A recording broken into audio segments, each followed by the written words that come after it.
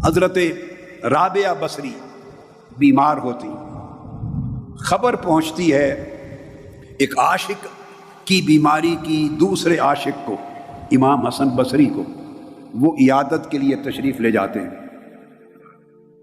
اب یہ بتا رہا ہوں کہ حی و قیوم محبوب سے عشق کرو، اس کے نہ حسن پر کبھی خزاں آئے گی نہ تمہارے عشق پر خزاں آئے گی، اور وہ ایسی خبر دے گی، ایسا باخبر بنا دے گی کہ پھر ہر خیر سے بے خبر کر دے گی۔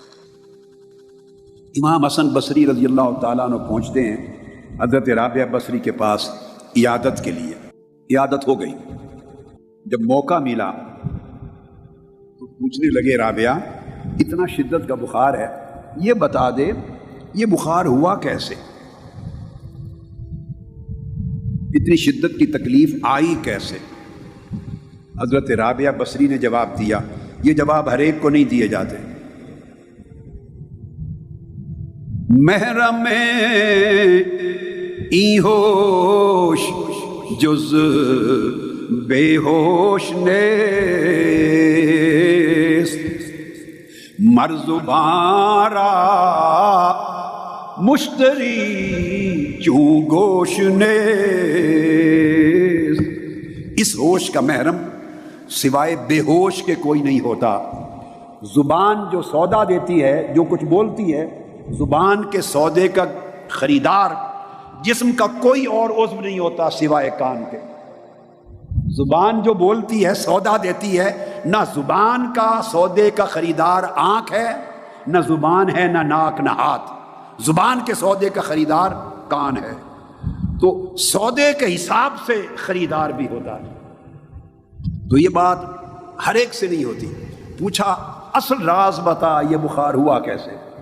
حضرت رابعہ بصری رضی اللہ تعالیٰ عنہ نے، وہ عاشقہ، انہوں نے جواب دیا کہ میں قرآن مجید کی تلاوت کر رہی تھی، اور دوران تلاوت جنت کے ذکر پر مبنی آیات آ گئی۔ اس میں جنت کی حسین بہاروں کا ذکر تھا، جنت کے گل و گلزاروں کا ذکر تھا، جنت کی نہروں اور نظاروں کا ذکر تھا۔ میں ان میں گم ہو گئی، ایسی گم ہوئی کہ ایک طلب پیدا ہوئی مجھے، میرا دل کھنچ گیا ان جنت کے نظاروں کو دیکھنے اور وہاں تک پہنچنے کی، ایک تڑپ پیدا ہو گئی۔ بس یہ کیفیت آنے کی دیر تھی، ایک جھڑکی آئی اوپر سے، تنبیہ، جھڑکی آئی اور آواز آئی عالم غیب سے، رابعہ عشق کا دعویٰ ہم سے اور تڑپ جنت کے لیے، دعویٰ ہمارے عشق کا اور طلب و تڑپ جنت کی۔ اس کے عشق والوں کے لیے جنت کے مقامات بھی خیر ہو جاتے ہیں۔ یہ تو بیتا حضرت رابعہ بصری سے۔ امام عبداللہ الیافعی رضی اللہ تعالیٰ عنہ بہت بڑے اکابر اولیاء عرفاء اور محدثین میں سے ہوئے، عارفوں میں سے۔ وہ اپنی کتاب روض الریاحین میں لکھتے ہیں، بیان کرتے ہیں کہ ایک عارف تھا اور ایک عاشق تھا۔ وہ خود اپنا حال بیان کرتا ہے۔ ان کو 40 حوریں دکھائی گئیں۔ وہ فرماتے ہیں کہ میں نے دیکھا وہ سونے چاندی کا جیسے کام ہوتا ہے نا، شادیوں کے لباس بنتے ہیں، سونے چاندی کے کام کے لباس سے آراستہ مزین ہو کر اڑ رہی تھی۔ میں نے ان کو اس آراستگی میں دیکھا اور میری نگاہ ان پر جم گئی، نگاہ جم گئی، میں تکتا رہا۔ بس حوروں کو تکنے میں جو لگا، 40 دن مجھے سزا ملی، میرے قلب پر مولا نے حجاب طاری کر دیا۔ اس نے کہا حوروں کے حسن میں کھو جانے والے ہر وقت جو ہمارے جلوہ حسن کے مشاہدے میں غرق رہتا تھا، 40 دن تک حجاب غفلت ڈال دیا اور قربت اور مناجات کی لذت جاتی رہی۔ اٹھتا تھا، دعائیں کرتا، مناجات کرتا، رونے کی کوشش کرتا، آنکھوں سے گریا چھین لیا گیا، دل سے تڑپنا چھین لیا گیا، مناجات کی لذت چھین لی گئی۔ عشق کبھی شرک کو گوارا نہیں کرتا۔ 40 دن جب یہ سزا بھگت لی، اس کے بعد پھر امتحان لیا فیصلہ کرنے کے لیے کہ اب بحال کیا جائے رابطہ یا نہیں۔ 40 روز کے بعد پھر اس کو بیٹھے 80 حوریں دکھائی گئیں۔ ان پہلی حوروں سے زیادہ سج دج کے ساتھ اور حسن و جمال کے ساتھ 80 حوریں، جو ہی 80 حوریں سامنے آئیں اس عاشق کے حق نے آنکھیں بھینچ لی، بند کر لی اور سجدے میں گر گیا، کہا مولا میرا امتحان نہ لے، مجھے اب کوئی حسن نہیں چاہیے، سوائے تیرے حسن سے کوئی شے تکنا نہیں چاہتا۔ ان کی حلاوت بحال ہو گئی، ان کی حلاوت و لذت بحال ہو گئی۔ حضرت عبد الواحد بن زید بیان کرتے ہیں، یہ حضرت عبد الواحد بن زید اصحاب امام حسن بصری میں سے ہیں۔ سیدنا امام حسن البصری کے جو تلامذہ تھے اور شاگرد تھے اور ان کے جو رفقا تھے اور اصحاب تھے، ان کی مجلس میں بیٹھ کے سیکھنے والے پڑھنے والے، ان میں سے بڑا اعلیٰ مقام ہے، بلکہ چوٹی کے 8 افراد میں سے ایک۔ وہ حضرت عبد الواحد بن زید فرماتے ہیں کہ میں نے ایک مرتبہ 3 راتیں مسلسل اللہ کے حضور ایک سوال کیا۔ جب نماز پڑھتا، نفل پڑھتا، مصلی پہ ہوتا تنہائی میں، تو 3 راتیں مسلسل ایک سوال کیا، ایک ہی سوال۔ وہ سوال کیا تھا؟ میں نے عرض کیا باری تعالیٰ، جنت میں جس کو تو نے میرا ساتھی بنایا ہے، جنت میں جس کو تو نے میری رفاقت اور میری سنگت اور ساتھ دیا ہے، مجھے وہ دنیا میں دکھا دے، دکھا دے وہ کون ہے جس کے ساتھ جنت میں میری سنگت رکھی ہے۔ اللہ رب العزت نے اس کے قلب میں القاء کی، عالم خواب میں بتایا، ہاں عبد الواحد بن زید، جنت میں تیرے ساتھ جس کو جوڑ دیا ہے اس کا نام ہے میمونہ سودا، اس خاتون کا نام ہے میمونہ سودا کے لقب سے معروف ہے۔ اب یہ خواب میں باری تعالیٰ ارشاد فرماتے ہیں، اس کو زیارت ہو رہی ہے، باری تعالیٰ وہ کہاں کی ہے؟ فرمایا کوفہ سے ہے، فلاں قبیلے سے ہے، اس کا پتہ کیا ہے؟ فلاں کوچے میں۔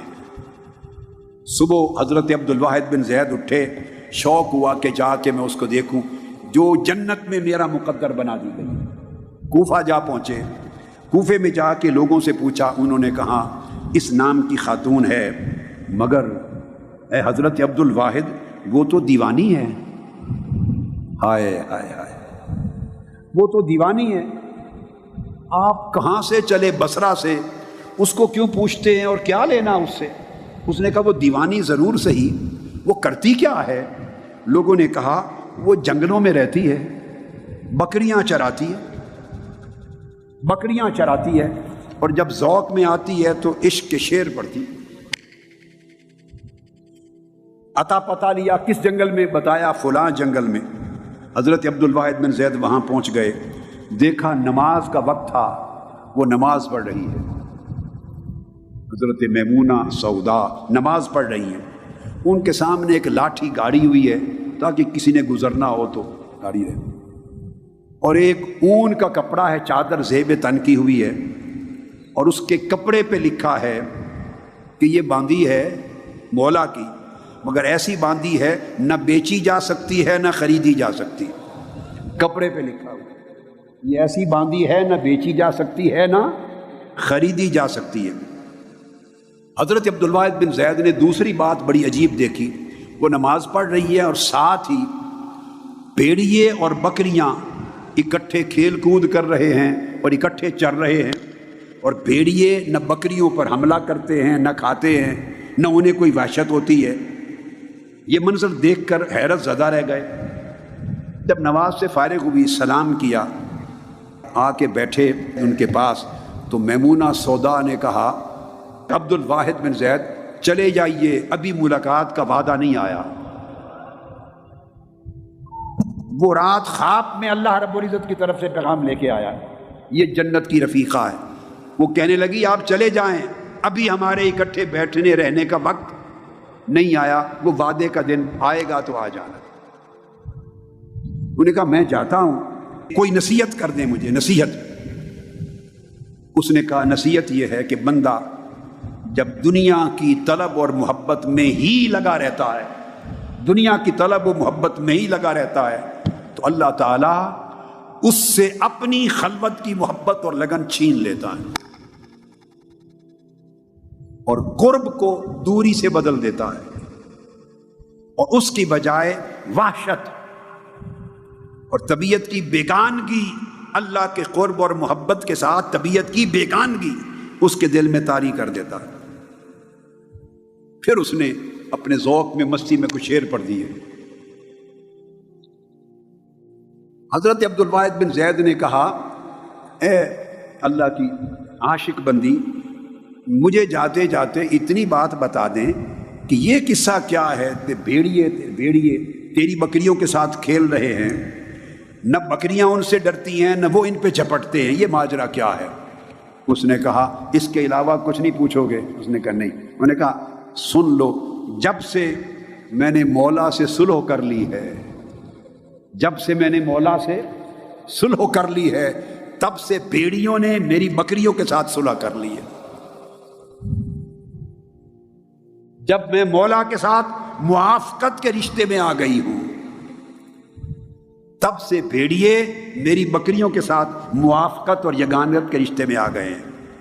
اس کا مطلب یہ ہے من کان للہ کان اللہ لہ، جو بندہ اللہ کا ہو جائے اور اللہ کے عشق کا شراب کی شراب پی لے اور اللہ کے ساتھ اپنے دل کی لو لگا گئے اور دل کے خلوت کدے کو ہر خیر کے خیال طلب اور چاہت سے خالی کر دے اور جڑ جائے اس کے من کی تار اس مولا کے عشق کے ساتھ، اللہ پاک دنیا کو اس کی موافقت میں پا ڈال دے۔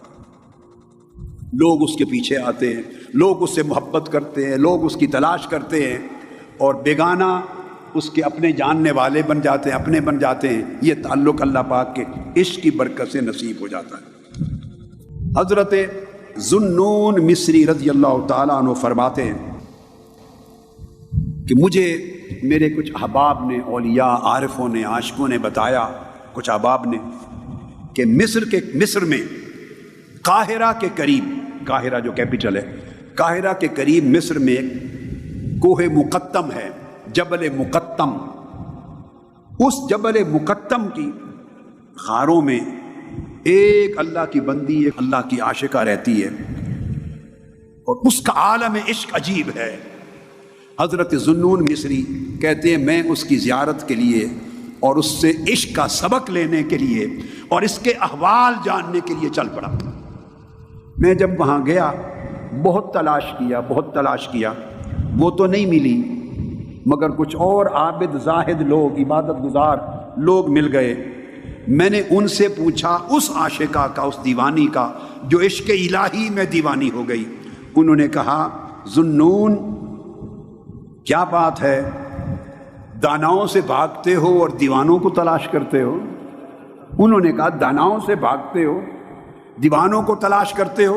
اس نے کہا میں آیا ہی دیوانے کی تلاش کے لیے، مجھے پتہ بتا دو۔ انہوں نے کہا جائیں اس سمت، آگے ایک بڑا سا پتھر آئے گا، وہ پتھروں کی کسی چٹان پر بیٹھی ہوگی۔ حضرت ذوالنون پہنچ گئے۔ اب جب وہاں پہنچے، سلام کیا، سلام کا جواب دیا، تو وہ کہتی ہے ذوالنون تمہیں دیوانوں سے کیا کام؟ وہ ان سے سن کے آئے ہیں لفظ، تمہیں دیوانوں سے کیا کام؟ آپ کہنے لگے آپ کیسے دیوانی ہیں، آپ کس طرح دیوانی ہو گئی؟ اس نے کہا ابھی سن کے نہیں آئے، لوگ مجھے دیوانہ کہتے ہیں، سن کے نہیں آئے ہو۔ اس نے کہا کس شے نے تجھے دیوانہ بنا دیا، کس شے نے تجھے اس حال پر پہنچا دیا؟ اب اس نے جواب دیا مولا کے عشق نے دیوانہ بنا دیا، اور اس کی شوق نے، شوق ملاقات نے مجھے حیرت زدہ بنا دیا، اور اس کو پا لینے میں مجھے ہر وقت کے لیے تڑپا کے رکھ دیا۔ اس کی دریافت نے، اس کو پا لینے میں، معرفت نے، اس کے عشق نے دیوانہ بنا دیا، اس کے شوق ملاقات نے مجھے حیران و متحیر کر دیا، ہر شے سے بیگانہ کر دیا۔ عشق نے اس کا دیوانہ کر دیا، اور اس کے شوق ملاقات نے مجھے ہر شے سے بیگانہ کر دیا، اور اس کی معرفت جب سے ملی، اس کی معرفت نے مجھے تڑپا دیا۔ اب میں جنگلوں، صحراؤں اور غاروں میں صبح و شام تڑپتی پھرتی ہوں۔ انہوں نے کہا محبت قلب میں ہوتی ہے اور شوق لقاء ملاقات کا شوق فؤاد میں ہوتا ہے، اور معرفت اس کی پہچان سر میں ہوتی ہے۔ ذوالنون مصری کہتے ہیں میں نے پوچھا کہ کیا قلب اور فؤاد الگ الگ چیزیں ہیں، دو الگ چیزیں ہیں؟ اس نے جواب دیا ہاں، قلب اور شے ہے، فؤاد اور شے ہے۔ قلب کو جو نور ملتا ہے اس نور قلب کو فؤاد کہتے ہیں۔ ترجمے میں فؤاد کا معنی بھی دل لکھا جاتا ہے، مگر دل کے اندر ایک دل ہے۔ عاشقو، یہ دل تو ایک لوتھڑا ہے، ایک گوشت کا عضو ہے، اس کا کام تو خون کو لینا اور پمپ کر کے خون کو بھیجنا، خون کو لینا، پمپ کرنا، پھر خون کو پھیپھڑوں کی طرف آکسیجن کے ساتھ ستھرا کرنا، پھر پمپ کر کے خون کو جسم میں، یہ تو خون کا پمپ ہے، یہ تو جسم کی جسمانی زندگی کو رواں دواں رکھنے کا ایک عضو ہے۔ مگر اس دل کی آنکھیں کہاں، اس دل کا شعور کہاں، اس دل کی معرفت کہاں؟ اس دل کے اندر ایک دل ہے جو نظر نہیں آتا، اس کو فؤاد کہتے ہیں۔ اگر اس دل کو نور مل جائے تو اس نور قلب کا نام فؤاد ہے۔ اور فرمایا اس فؤاد کو جب وہ فؤاد سے بندہ نور ملتا ہے، قلب سے دل سے محبت کرتا ہے، اور فؤاد اس نور قلب کی وجہ سے محبوب کی طرف پرواز کرتا ہے، اور جب مقام سر پر پہنچتا ہے تو سر پردہ اٹھا کے اس کو پا لیتا ہے، پردہ اٹھا کے اسے پا لیتا ہے۔ تو یہ ایک سفر ہے، یہ سفر نفس سے شروع ہوتا ہے۔ نفس درجہ بدرجہ اس کا حال بدلتا چلا جاتا ہے، نفس کے احوال قلب کو بدلتے ہیں، قلب کا حال فؤاد کو بدلتا ہے، فؤاد کا حال سر کو بدلتا ہے، سر کا حال پھر آگے سر و سر کو بدلتا ہے، وہ بندے کے خفی اور باطن کو بدلتا ہے، وہ بندے کے پھر اخفا کو بدلتا ہے۔ غربتیں بڑھتی چلی جاتی ہیں، حجابات اٹھتے چلے جاتے ہیں، ادھر سے بندہ دنیا سے بے خود ہوتا چلا جاتا ہے، ادھر سے معرفت کے ذریعے بندہ باخبر ہوتا چلا جاتا ہے، اور اس کے باخبر ہونے سے وہ لذت اور سرور ملتا ہے کہ وہ سرور دنیا کی کسی اور شے میں عاشق کے لیے نہیں رہ جاتا۔ ذوالنون مصری کہتے ہیں اس کے بعد میں نے پوچھا کہ یہ جو بات آپ نے کی اس کا ثبوت آپ کی زندگی میں کیسے ملے کہ آپ کا قلب، آپ کا فؤاد، آپ کا سر، آپ کا باطن قربت اور عشق الہی کی وجہ سے قربت کے اس مقام پہ پہنچا یا نہیں جو آپ کہہ رہی ہے تڑپا دیا؟ کیسے؟ اس نے رو کے ایک شعر پڑھا اور شعر پڑھ کے چیخ ماری۔ میں اس کے قریب گیا تو اس کی روح قفس انصری سے پرواز کر گئی تھی۔ میں لبکا کے کیا کروں؟ اب میں عورت ہے، کفن دفن کہاں سے کروں؟ اور آگے قدم بڑھایا تو میری آنکھوں کے سامنے غائب ہو گئی تھی۔ عالم قدس اسے لے گئے، عالم غیب نے اسے اپنے ہاں اٹھا لیا۔ میں نے کچھ چناؤ کیا ہے آج، چونکہ بیٹیاں اور بہنیں بھی بیٹھی ہیں، وہ یہ نہ سمجھیں کہ صرف مرد ہی عاشقان الہی ہوتے ہیں اور مرد ہی عارفان الہی ہوتے ہیں۔ نہیں، تاریخ میں بڑی بڑی عاشق اور عارف عورتیں بھی گزری ہیں۔ اس میں نہ مرد اور عورت کا کوئی فرق نہیں، جس نے پا لیا محبوب کو وہی مرد ہے، جس نے عشق کا سفر کامیابی سے طے کر لیا اور اس کے صدق کو دیکھ کر جس سے محبوب نے اپنے چہرے کا پردہ ہٹا دیا وہی مرد ہے۔ تو میں نے ان کے لیے آج کچھ چنا۔ حضرت عطا بیان کرتے ہیں کہ میں مکہ معظمہ میں آیا اور بازار گیا، ایک عاشقہ مجنو وہ بھی باندھی، اس کو فروخت کیا جا رہا تھا، اور اس کے مالک نے کہا کہ 7 دینار اس کی قیمت ہے، جو خریدنا چاہے خرید لے۔ میں 7 دینار دے کے خرید کے گھر لایا، اور گھر لا کے میں نے دیکھا یہ رات اس کی کیسے گزرتی ہے۔ وہ رات مصلے پہ گئی اور رونے لگی، اور رو رو کے اس کا دم گھٹنے لگا۔ میں اندھیرے میں سننے لگا کہ کہتی کیا ہے۔ وہ اپنے رب سے مخاطب تھی، رب سے، اور کہہ رہی تھی اے مولا، تجھے اس محبت کی قسم جو تجھ کو مجھ سے ہے، تجھے اس محبت کی قسم جو تجھے مجھ سے ہے، مجھ پہ رحم کر، میرے حال پہ رحم کر۔ میں سنتا رہا میں سمجھ گیا کہ یہ واقعی دیوانی ہے، لیکن میں نے چاہا کہ میں اسے سمجھا دوں۔ میں اس کے قریب جا کے کہا کہ باندی تو اپنا عمل کر، مگر ذرا جملے بدل لے، وہ رب ہے، تو بندی ہے، یوں نہ کہہ کہ اس محبت کی قسم جو تجھے مجھ سے ہے، بلکہ یوں کہہ کہ اس محبت کی قسم جو مجھے تجھ سے ہے۔ بولیں، اس محبت کی قسم جو مجھے مولا تجھ سے ہے، یوں کہہ۔ وہ ہنس پڑی، اس نے کہا یہ عاشقوں کی بولی ہے، تمہیں کیا معلوم، یہ عاشقوں کی زبان ہے، تمہیں کیا معلوم۔ اس نے کہا کیا بات، اس میں راز کیا ہے؟ اس نے کہا اگر اس کو مجھ سے محبت نہ ہوتی، اگر اس کو مجھ سے محبت نہ ہوتی تو تجھے سلاتا کیوں اور مجھے جگاتا کیوں؟ یہ جو پوری رات سے تجھے سلا رکھا ہے اور مجھے جگا رکھا ہے، یہ مصلی کیا ہوتا ہے؟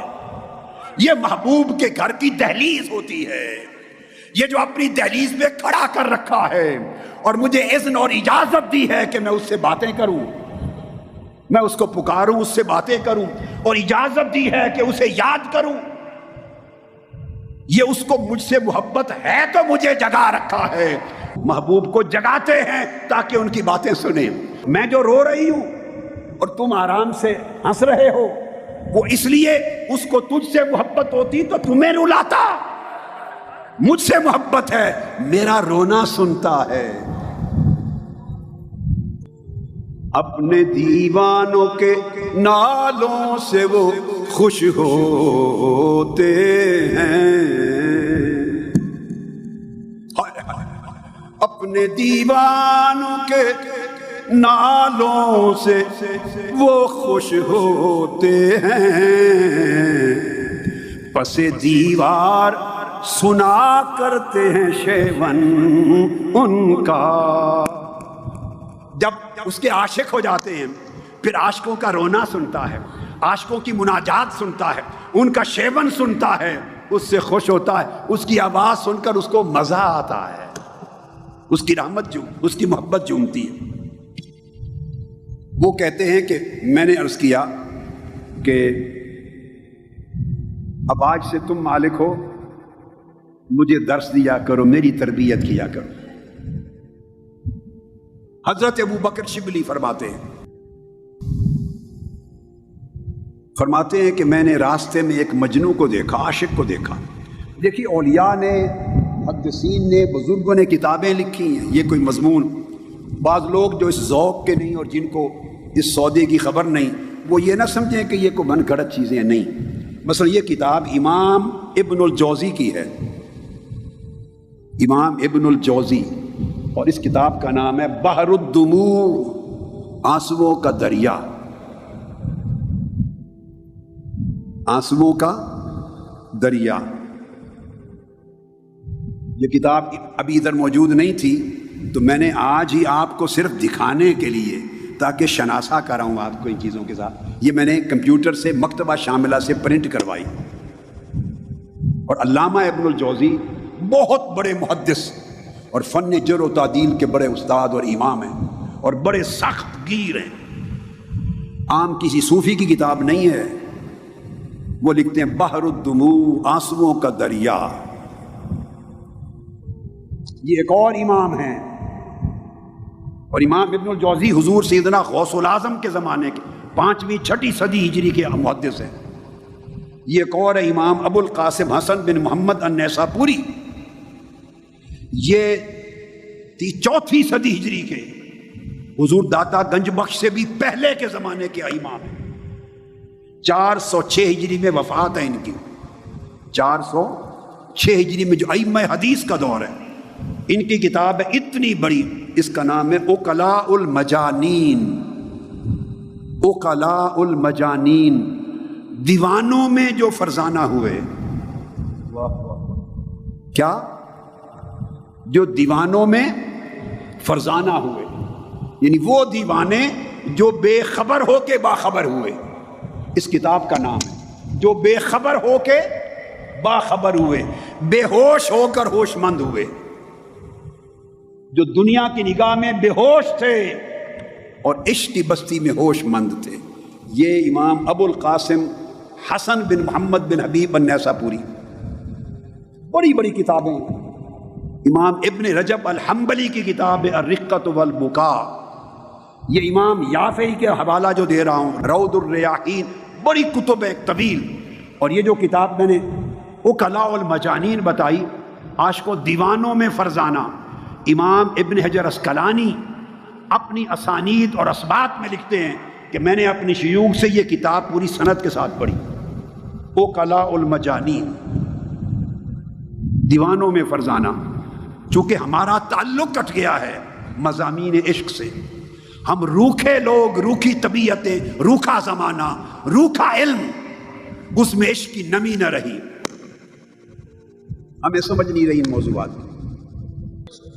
نہ وہ عشق میں رہی گرمیاں، نہ وہ حسن میں رہی شوخیاں، نہ وہ عشق میں رہی گرمیاں، نہ وہ حسن میں رہی شوخیاں، نہ وہ غزنوی میں تڑپ رہی، نہ وہ خم ہے زلف ایاز میں، نہ وہ غزنوی کی تڑپ رہی، نہ زلف ایاز کا خم رہا، نہ وہ میکدے رہے، نہ وہ جام رہے، نہ پلانے والے رہے نہ پینے والے رہے، نہ عشق بازار رہے نہ عشق سودے رہے۔ ہم روکھے ہو گئے، ہماری طبیعتوں کے روکھے پن نے دین کی معرفت ختم کر دی، مولا سے تعلق ختم کر دیا۔ ہم فتوے لگانے والے بن گئے، نفرتوں کے بیج بونے والے بن گئے۔ ارے محبت ان طبیعتوں سے اگے گی جن طبیعتوں میں عشق اور محبت کا بیج ہوگا، عشق ہوگا۔ اس لیے یہ اس زمانے کے عاشق تھے۔ یہ جتنا بیان کر رہا ہوں یہ تابعین اور اتباع التابعین کا زمانہ ہے، یہ ہندوستان کا دور نہیں ہے کہ کوئی کہے کہ بعد کے زمانوں کے صوفیاء عاشق لوگ تھے، نہیں، یہ تابعین کا دور ہے، اتباع التابعین کا ہے، سلف صالحین کا دور ہے۔ اور لکھنے والے یہ احوال محدثین ہیں، ائمہ ہیں، محقق ہیں، جن سے حدیث کی سند لیتے ہیں، وہ لوگ ہیں۔ ہم نے ان کو اٹھا کے دین سے باہر کر دیا۔ وہ فرماتے حضرت ابوبکر شبلی، نوجوان دیکھا لوگ پتھر مار رہے تھے بچے، اور لہو لہان کر دیا تھا اس کا جسم۔ میں نے کہا آگے بڑھ کر، کل یا پرسوں میں نے بتایا تھا حضرت ذوالنون مصری کا، آج دوسرا واقعہ ابوبکر شبلی کا۔ وہ زمانہ تھا ہر شہر میں کئی مجنوں ملتے تھے، ہر شہر میں گلی گلی کے بعد کوئی عاشق ملتا تھا، لوگ اس کے طور اتوار دے کر مجنوں سمجھتے، پاگل سمجھتے، کیونکہ اس کے احوال سمجھ میں نہیں آتے تھے۔ میں نے پوچھا کیوں مارتے ہو؟ کہتے کافر ہے، کفر کی باتیں کرتا ہے۔ میں اس کے پاس گیا، اس نے کہا کیا کفر کی باتیں کرتے ہو جوان، کیا کفر کی؟ اس نے جواب دیا، خیالک فی عینی وذکرک فی فمی ومثواک فی قلبی فأین تغیب۔ اس نے کہا مست اور بھاگ گیا، کہا محبوب کا خیال میری آنکھوں میں ہے، ذکر اس کا ہر وقت میری زبان پر ہے، رہتا میرے دل میں ہے، پھر بھی غیب ہے میری آنکھ سے۔ اس کا ہر وقت خیال میری آنکھ میں ہے، اس کا ذکر میری زبان پر ہے، اس کا بصیرہ ہر وقت میرے دل میں ہے، پھر بھی لوگ کہتے ہیں کہ مجھ سے غیب ہے۔ اگر کوئی رب کو دل میں بصیرہ اس کا بنا لے تو پھر وہ بندے سے غیب نہیں ہوتا۔ پھر حضرت ذوالنون مصری فرماتے ہیں کہ میں انطاکیہ گیا، ذوالنون مصری فرما انطاکیہ، اس کے پہاڑ پر جا رہا تھا، وہاں پھر عشق الہی کی ایک دیوانی ملی، عشق الہی میں دیوانی ملی، نظر پڑی، میں نے سلام کیا، اور سلام کا جب انطاکیہ کے پہاڑوں پر مجھے جواب دے کے کہا ذوالنون ہو؟ میں نے کہا تم تو انطاکیہ کے پہاڑوں پر، انطاکیہ ترکی میں ہے، انطاکیہ کے پہاڑوں پر یعنی شام اور ترکی کے درمیان سرحدوں میں ہے، تمہیں میری پہچان کس طرح ہوئی؟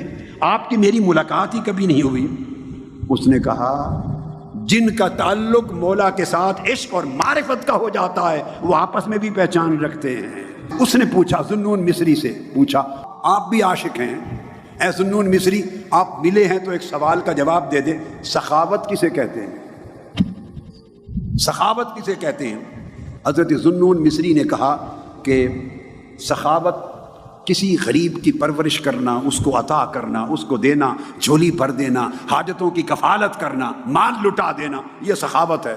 اس نے کہا یہ نہیں پوچھتی، یہ تو دنیا کی سخاوت ہے، روح کی سخاوت بتائیے، روح کی سخاوت کیا ہے جسے دین میں معتبر سمجھا جائے؟ روح کی سخاوت آپ نے فرمایا، ذوالنون مصری نے، آپ نے جواب دیا، روح کی سخاوت یہ ہے کہ بندہ مولا کی اطاعت میں مست ہو جائے، غرق ہو جائے، اور اسے منانے کی سعی اور جد و جہد میں لگا رہے، اور اس کو منانے کی جد و جہد میں سعی میں کوشش کرتا رہے یہاں تک کہ اس کے قلب پر تجلی ہو جائے، اور جب تجلی ہو اس وقت وہ دامن مراد اللہ کے حضور پھیلائے، اس وقت طلب کرے، تو جو طلب کرے گا عطا ہوگا، اس کو سخاوت کہتے ہیں۔ وہ ہنس پڑی، انہوں نے کہا ذوالنون یہ کیفیت 20 سال سے ہے میری، 20 سال سے قلب پر اطاعت میں غرق ہوں، عبادت میں غرق ہوں، طاعت میں غرق ہوں، ریاضت میں غرق ہوں، سعی اور مجاہدہ میں غرق ہوں، 20 سال سے اس کے حسن کی تجلیات قلب پر گر رہی ہیں، ہر لمحہ تجلی گرتی ہے۔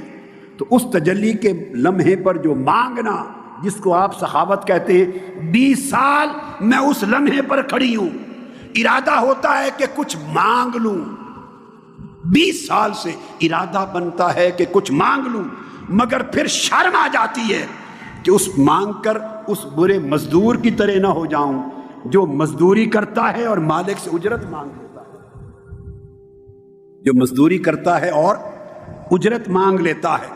اس کی محبت میں تعظیم اور جلال اتنا ہے کہ تجلی 20 سال سے ہو رہی ہے دل پر، مگر مانگنے سے شرم آتی ہے، مانگا نہیں ہے۔ عشق کا جب تعلق ہوتا ہے تو کیفیت پھر یہ ہوتی ہے۔ حضرت ابو القاسم جنید بغدادی فرماتے ہیں، حضرت جنید بغدادی فرماتے ہیں کہ میں حج کے لیے گیا، مکہ معظمہ میں مقیم تھا، اور رات کی تنہائی میں اندھیرے کے وقت تنہا کعبے کا طواف کرنے کے لیے نکلتا تھا، پڑوس میں کعبے کی مجاورت میں رہتا، اور عادت تھی کہ رات کی تنہائی میں طواف کرتا۔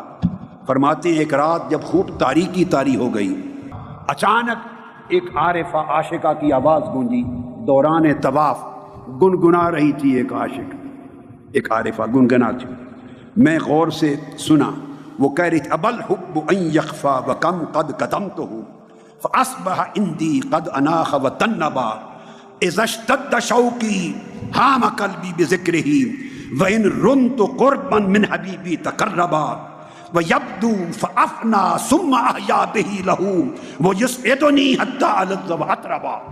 وہ گنگنا رہی تھی لے میں اور کہہ رہی تھی کہ میں نے اپنی محبت اور عشق کو بڑا چھپایا، مگر اب عشق اس مقام پر آ گیا ہے کہ میرے محبوب اب عشق چھپتا نہیں، اس نے چھپنے سے انکار کر دیا ہے، اور تیری ملاقات کا شوق محبوب اتنا بڑھ گیا ہے کہ میں حیرت کے سمندروں میں غوطہ زن ہو گئی ہوں، اور جب اپنے دوست تیرا قرب کا ارادہ کرتی ہوں تو تو اپنی دولت قرب سے محروم نہیں کرتا، تو بھی ہر لمحہ مجھے اپنے قریب سے قریب تر کرتا چلا جاتا ہے۔ اے محبوب جب تو اپنے حسن کی تجلی میرے دل پہ ڈالتا ہے تو میں تیرے حسن کی تجلی میں فنا ہو جاتی ہوں، اور فنا ہو کر پھر تو مدد کرتا ہے، مجھے زندہ کر دیتا ہے، میں تیری تجلی میں پھر فنا ہوتی ہوں، پھر تو زندہ کرتا ہے، اس طرح جیتی ہوں مرتی ہوں، ہر لمحہ میرے تیرے ساتھ اس شکل میں گزرتا ہے۔ جب وہ یہ کہہ رہی تھی، حضرت جنید بغدادی کہتے ہیں میں اس کے قریب ہوا، میں نے عرض کیا کہ یہ کعبے کے طواف میں اللہ کے گھر میں ایسے شعر گنگنا رہی ہو، ایسا کلام پڑھ رہی ہو، اس نے کہا خوف نہیں ہے اللہ کا؟ حضرت جنید بغدادی نے کہا، وہ عارفہ جواب دیتی ہے جنید بغدادی، خوف نہ ہوتا تو وطن چھوڑ کے یوں بے وطن نہ ہوتی، اور اس کے عشق میں ہجرت کر کے اس طرح دیسوں میں بھاگی بھاگی نہ پھرتی، اسی کے عشق نے مجھے حیران بنا رکھا ہے۔ پھر اس نے پوچھا جنید ایک جواب دے دو، اللہ کے خوف کی بات سنانے والے، جنید بتاؤ یہاں کیا کرنے آئے ہو؟ اس نے کہا طواف کرنے آیا ہوں، طواف کرنے آیا ہوں۔ اس عارفہ نے پوچھا کس کا طواف کرتے ہو، بیت اللہ کا یا اللہ کا؟ بیت اللہ کا یا اللہ کا؟ اللہ کے گھر کا طواف کرتے ہو یا اللہ کا طواف کرتے ہو؟ حضرت جنید بغدادی فرماتے ہیں میں نے جواب دیا بیت اللہ کا طواف کرتا ہوں، بیت اللہ کا۔ اس نے اپنا چہرہ آسمان کی طرف کر دیا، چیخ ماری اور چیخ مار کے کہنے لگی اللہ مولا تیری بھی کیا شان ہے، ایسے بندے بھی تو نے پیدا کیے کہ ان کو زندگی بھر اپنے گھر کے طواف میں لگا رکھا ہے، اور تیرا کرم کہ تو نے گھر کی بجائے اپنے طواف میں زندگی گزار رکھی ہے۔ دیکھیے زہد، عبادت، طاعت کی زندگی بیت اللہ کے طواف تک بندے کو لے جاتی ہے، مگر اس میں اگر عشق لگ جائے تو عشق اپنے حال میں رب ذوالجلال کے جلوہ حسن کے طواف میں عاشق کو مگن رکھتا ہے۔ وہ جب بیت اللہ کا طواف کرتا ہے تو جسم اس کا بیت اللہ کے طواف میں مصروف ہوتا ہے، مگر روح اپنے محبوب حقیقی کے حسن کے طواف میں مصروف ہوتی ہے۔ اس کی نگاہ ایک لمحہ بھی عاشق کی نگاہ محبوب حقیقی کے جلوہ حسن سے ایک طرف نہیں ہوتی۔ یہ سب نے جو بڑے بڑے اکابر اولیاء نے بیان کیے، یہ اپنے اوائل زمانوں کے واقعات بیان کرتے ہیں اپنی مجلسوں میں کہ میں جب چھوٹا تھا تو یہ ہوا، نوجوان تھا تو یہ دیکھا، اوائل زمانہ تھا تو یہ سنا، اپنے واقعات بیان کرتے ہیں۔ اور بڑے لوگ اپنے اوائل زمانے کے واقعات بیان کرنے میں جھجک محسوس، یہ ان کا بڑا پن ہوتا ہے، وہ سبق دیتے ہیں تاکہ سفر کرنے والے بھی ان مرحلوں سے گزریں، ان منازل کو سیکھیں۔ ذوالنون مصری فرماتے ہیں مناجات میں عرض کرتے اے میرے اللہ مجھے ان لوگوں میں شامل کر جن کی روحیں عالم ملکوت میں حیران رہتی ہیں میرے مولا، اور وہ لوگ جن کے لیے عالم جبروت کے حجابات تو نے کھول دیے ہیں، اور وہ لوگ جو بحر لاہوت میں غوطہ زنی کرتے ہیں اور تیرے قرب کے باغ میں بستان میں گشت کرتے رہتے ہیں اور توکل کی کشتی میں سوار ہیں، اور ہوائے عشق کے ساتھ ان کی کشتی چل چل کے ساحل اخلاص تک پہنچتی ہے، اور جب ساحل اخلاص تک پہنچتے ہیں تو اغیار کے وطن چھوڑ دیتے ہیں اور تیری رضا کے دیار میں آباد ہو جاتے ہیں۔ ان لوگوں میں شامل کر جو پردیسی بن گئے ہیں، خیر کی محبت سے دنیا کی چاہت اس دیس کو چھوڑ دیا ہے، جاہ و منصب کی طلب کا دیس چھوڑ دیا ہے، اس دنیا کے غم اور نفع نقصان کے فکر کا دیس چھوڑ دیا ہے، دنیا کے لالچ کے دیس کو چھوڑ کر پردیسی ہو گئے ہیں، اور کہاں آباد ہو گئے ان کے من؟ تیری رضا، تیری قربت و تیری محبت کے شہر میں آباد ہو گئے، وہ خیمہ زن ہو گئے ہیں تیری محبت کے شہر میں، تیری قربت کے شہر میں۔ وہ دعا کرتے کہ مولا ان لوگوں میں شریک کر۔ حضرت مالک بن دینار فرماتے ہیں کہ میں حج بیت اللہ کے لیے جا رہا تھا، حج بیت اللہ کے لیے، حضرت مالک بن دینار، اس دوران ایک جوان ملا، میرے بیٹو ہاتھ کھڑا کرو نا عاشق ہو، اب ہاتھ نیچے کر لو، ایک جوان ملا۔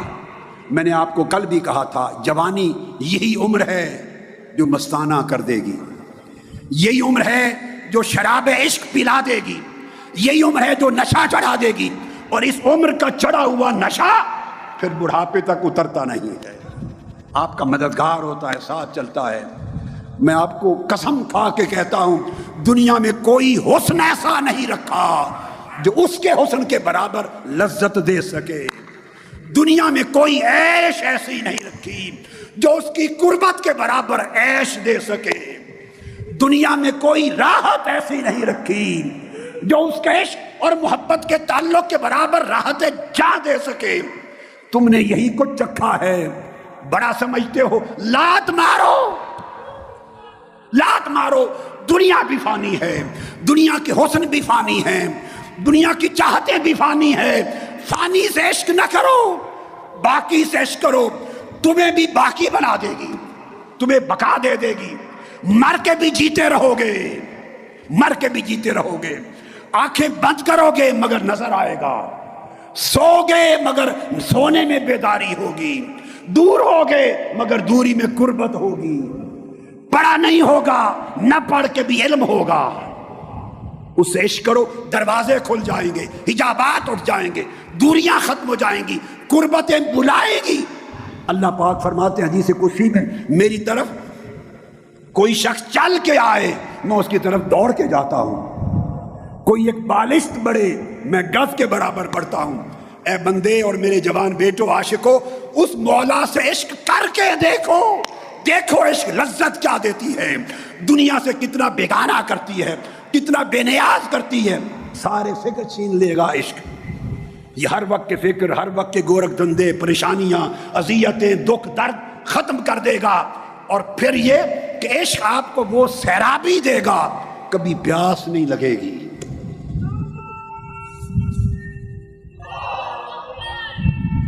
فرماتے ہیں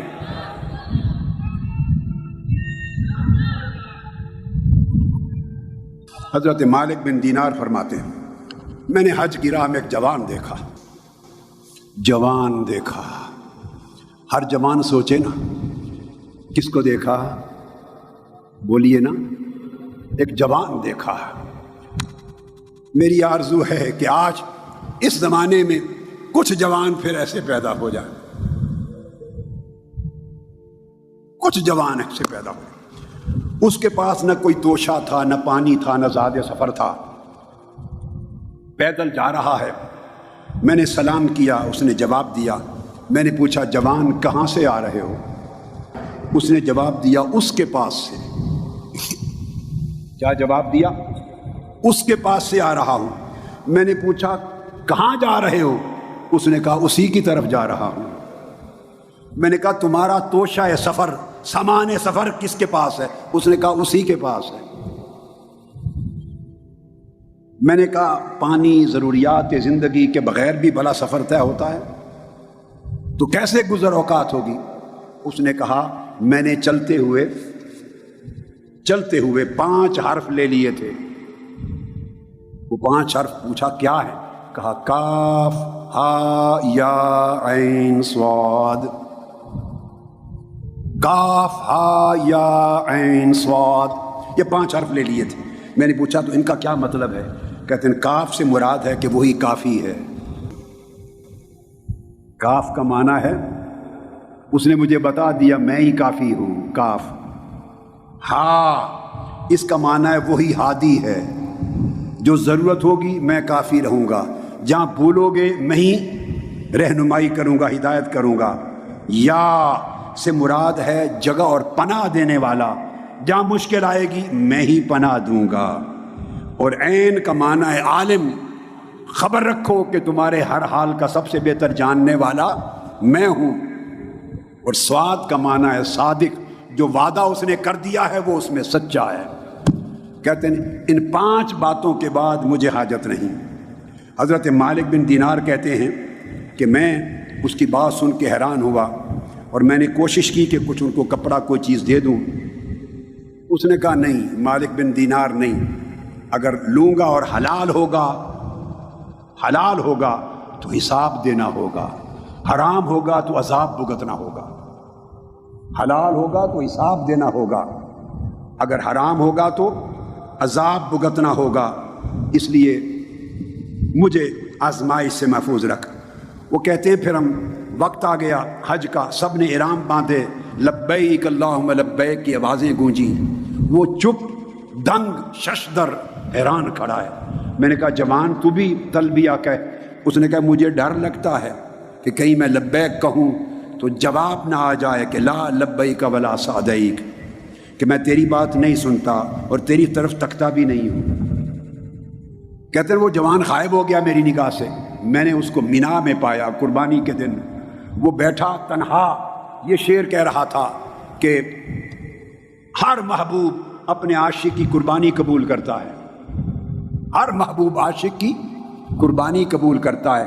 میرے محبوب ہر کوئی آج تیرے حضور قربانی دے رہا ہے، کوئی بکرے کی، کوئی مینڈے کی، ہر کوئی قربانی دے رہا ہے۔ میرے پاس اور کچھ نہیں، جو قربان کروں سوائے اپنی جان کے، تو اپنے عشق میں میری اپنی جان کی قربانی قبول کر۔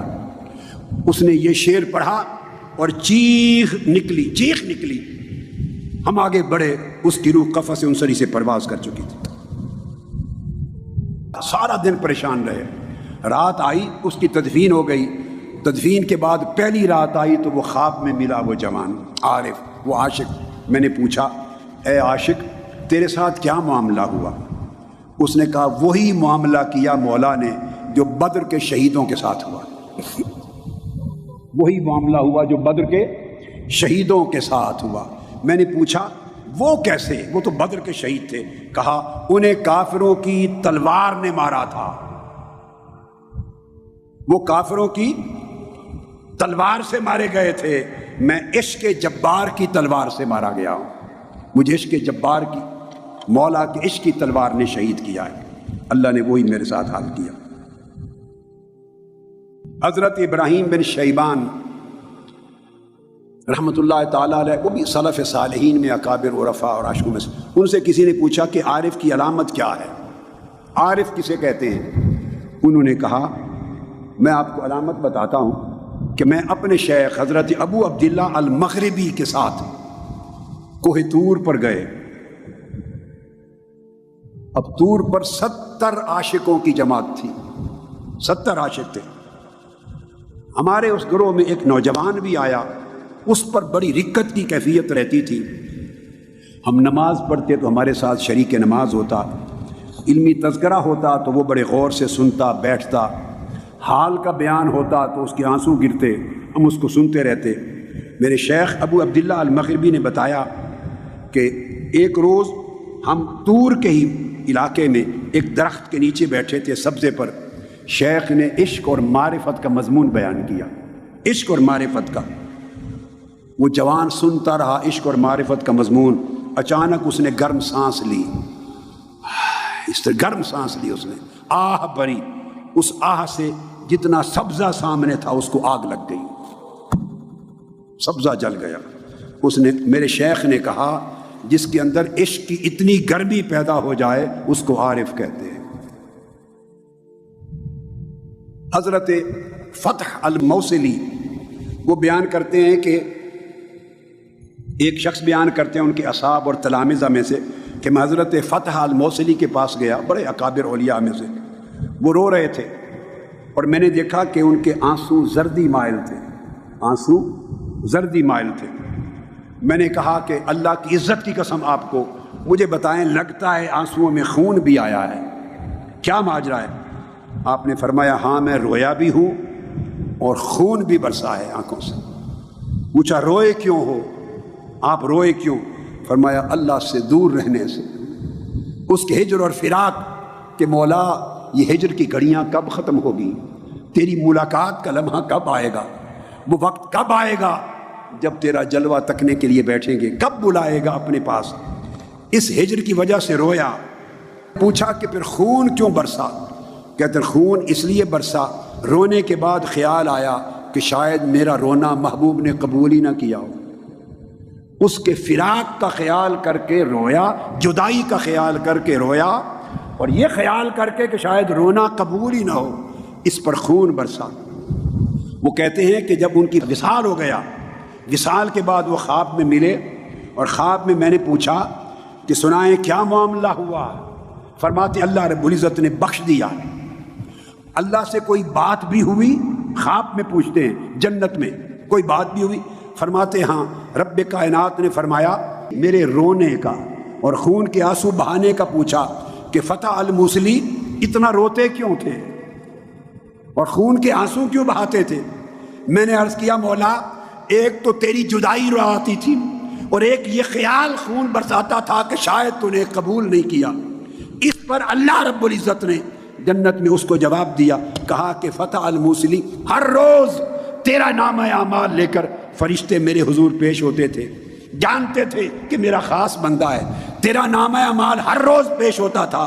اللہ پاک نے فرمایا مجھے اپنی عزت کی قسم کہ 40 سال تک ہر روز تیرے نام اعمال کو دیکھتا رہا، 40 سال میں ایک دن کے نامہ میں بھی کوئی گناہ درج نہیں تھا۔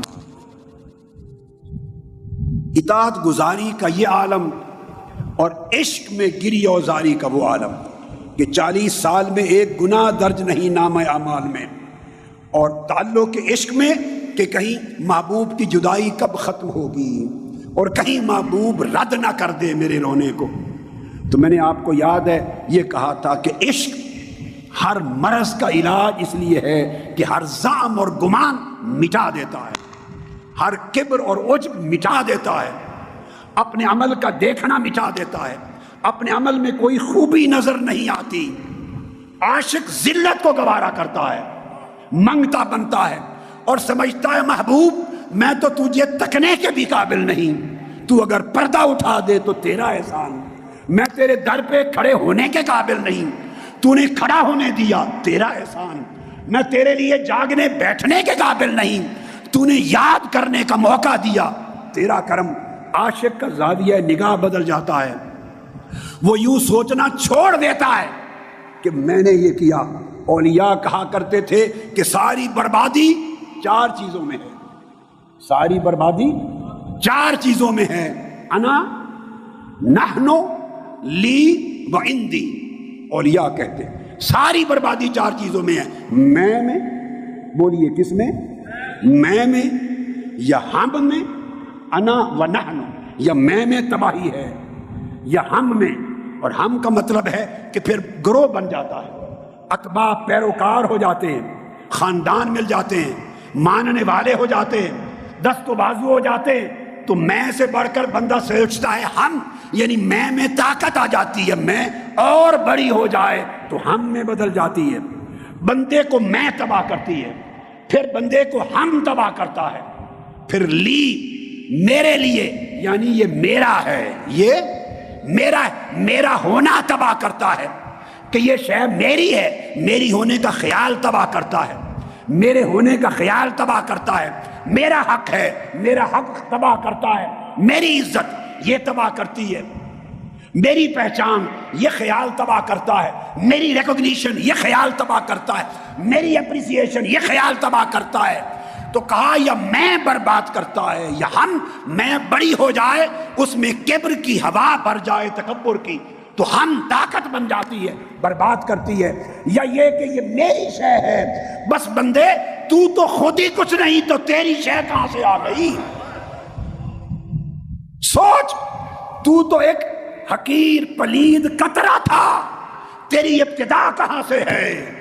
اگر اپنی ابتدا پہ نظر رکھ لیتا تو لی کا خیال نہ آتا، پھر اپنی انتہا کو دیکھ، مر کے جب قبر میں جائے گا تو کیڑے جسم کو کھا جائیں گے، رینگتے پھریں گے تیرے جسم پر، اور پھر کوئی کھولے گا قبر سے بو آئے گی۔